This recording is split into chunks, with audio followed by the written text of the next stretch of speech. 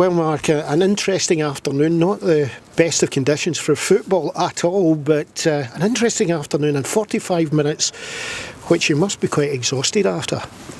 I mean, the game was a bit of a non-event, as in how many passes were made and bits of play, but we scored a great goal and we've defended for 45, so there's a frustration there that the game went ahead, it hadn't get any worse, and we felt we could go and win the game and get into second place, and that was the aim of the day. We knew it wasn't going to be perfect for our kind of style of play, but we were quite willing to go and roll the sleeves up today and do a job.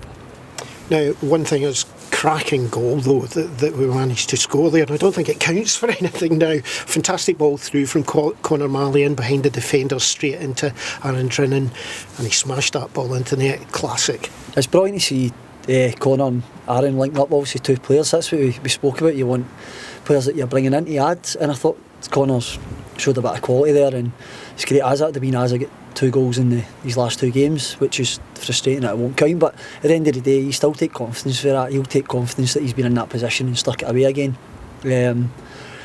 Again, it's just the total frustration that you think he's probably going to be able to go and get another one second half, because he's feeling good about himself, and it's just kind of deflates you a wee bit.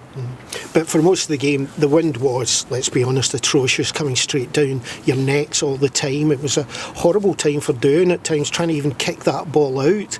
And you were under a lot of pressure because of that. But you did well, you held out so well, and it was unfortunate the way the ball went in. They scored direct for a corner, so it's wind assisted. I think that was probably Arbroath's kind of worry for the second half, that we would kind of have that kind of pressure on them, but we've dealt with it. It's just one of the things that the first 15 minutes you're probably talking to the referee and saying it is a bit of a shambles, it's up to yourself what you want to do. I'm not going to ask to get it off, because we're up here and we're focused on winning the game whatever way we need to win it today. But he's decided in the end that it was just too much and called it off. Now, the big question before the match was who you were going to have as your pairing, as your double centre backs, because we'd heard Stephen Bell become ill this week. Obviously Aaron Muirhead was out, and it turned out to be a youngster called Mark Kerr that ended up as a centre back. Is this going to be the way you're going? No, I would hope to get further up the pitch as soon as possible, but it looks like Aaron's suspension will count. We'll just need to wait to see how Stephen does the next couple of days. We might change the shape against Morton. I was able to play the other day. They play one up top, so you're not actually maybe facing a lot of ability. In a decent day, I may be able to step out with the ball, but Morton will be a different challenge. They ask questions constantly, and I'm sure if they see the team sheet today, they might take a gamble and go 2 or 3 up top. So we'll just need to look at it and see where we are on Monday. Now, big word has to go out to the fans who turned up here, travelled today and then have to go away at half time, but the good news is for them that they're getting their gate money paid back to them today by Arbroath.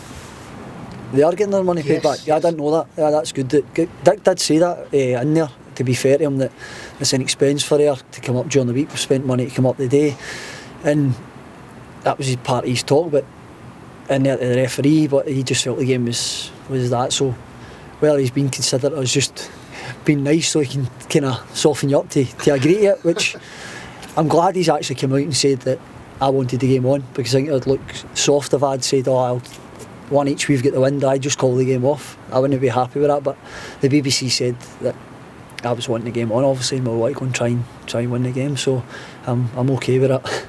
The one thing is, we're talking about 7 games in, 21 days. Now you've got another game to fit in, but it can't be very soon. No, there's no way I can.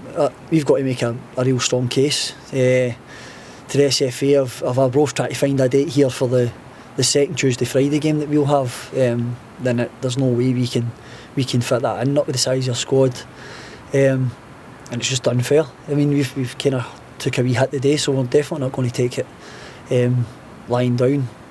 I'd say maybe April before we can play this game. There's no other way we can do it. We've got too many games in March. So you're hoping for good weather in April up here in Arbroath? Yeah, I don't see any other dates that we can do now. We're totally full. We've got Saturday, Tuesday, then we've got the Tuesday, Friday, I think, after that. So it's just too much. I don't think we'll fit it in until April.